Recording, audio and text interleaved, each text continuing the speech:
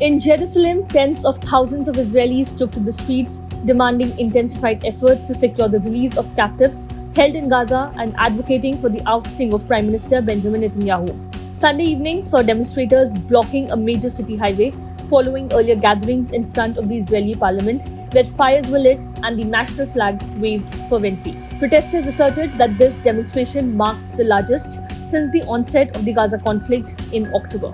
Police employed water cannons and engaged in physical altercations, pushing back protesters who chanted for Netanyahu's removal. Pressure has been growing on the Prime Minister as opponents of his right-wing government have found common cause with the families of the 100 or more captives still held by the Palestinian group Hamas in Gaza. The families have pledged to take to the streets every night this week as they call for the government to bring them home. Many protesters carried placards of Netanyahu's face covered in blood, accusing him of failing to protect the country from Hamas. "You are the boss, you are to blame." Read messages written on signs held by the protesters. Others said, "Elections now." On Sunday, crowds of protesters stretched for miles around the parliament building known as the Knesset. They were pictured gathering round fires, holding Israeli flags and setting off flares. Others were seen clashing with police. Some of those appeared to be arrested. Thousands also demonstrated in Tel Aviv, where there was a large protest the night before.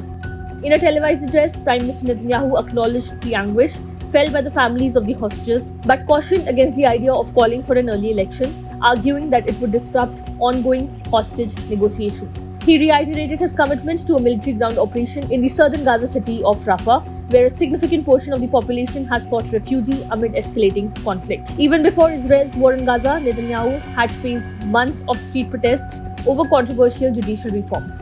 Hamas seized about 250 captives on October 7, of whom Israel believes 130 remain in Gaza, including 33 who are presumed dead.